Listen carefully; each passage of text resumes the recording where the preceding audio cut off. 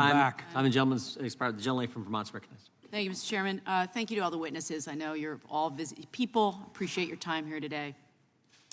What I've gleaned from the hearing so far is that companies set up Global Alliance for Responsible Media out of common sense, out of business sense, out of the bottom line decisions, and not essentially about ideology. And I suspect many big corporations would advertise on hard right websites if it made business sense. But it doesn't oftentimes make business sense, and that's why companies make a different decision, and some of my colleagues are having a very difficult time accepting that. In the real world, most people, and I talk to constituents a lot, are very skeptical of conspiracy theories. They do not want to be on divisive platforms generally. They tend to unplug from news media generally right now because of the partisanship. They shy away from hate speech. They don't want to be fully engaged day to day on divisive partisan politics. And it follows that people get a negative impression of brands that are associated with that content. This is my understanding from everything that I've heard here today. This is at the heart of what you're talking about in terms of brand safety.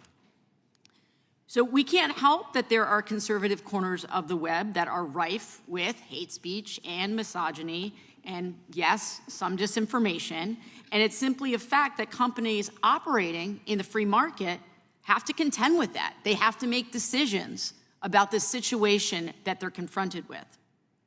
And as others have pointed out, I do think there is some hypocrisy at work here when my colleagues claim to care so passionately about the free market, except when it tilts away from decisions that companies are making against posting advertisement on particular platforms that they think are not helping their bottom line.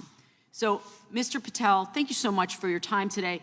Why did Unilever decide to join GARM? Can you just take us through that quickly?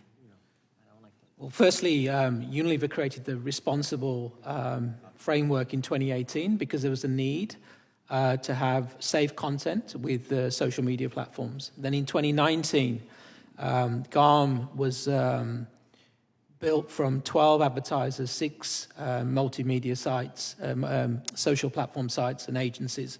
And that was because they needed some sort of structure to say, how would we define brand safety?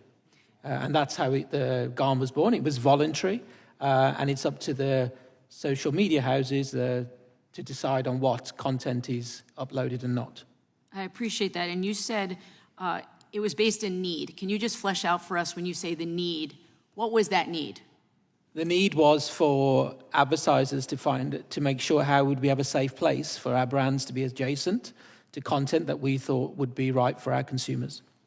And so there are risks to brands, and could you just give us one example of what that looks like when a decision is being made about your product and where it's placed? How does that potentially risk your brand?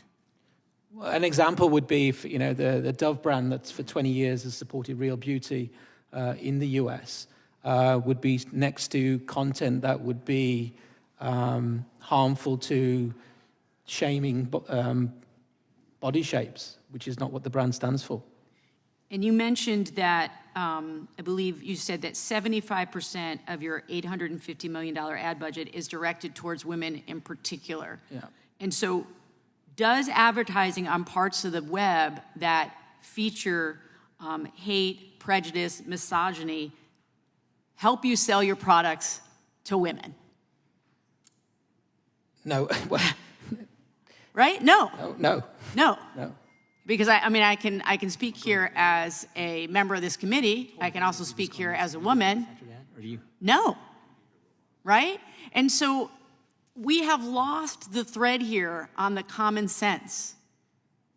And I think we have to cut through all of the posturing here. Why would you want your brand next to speech that potentially is discriminatory towards women if most of your market that you're trying to sell to is women? Mr. Jewell, In your testimony, you describe an apolitical, industry-wide preference to advertise on sports and entertainment sites instead of news. Briefly, can you explain once again why that is?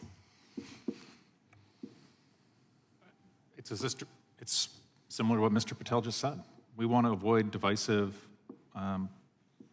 conversations and places where we have poor brand association.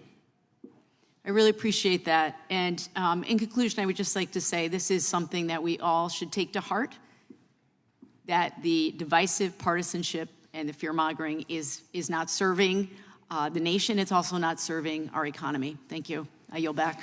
Gentleman from Alabama is recognized.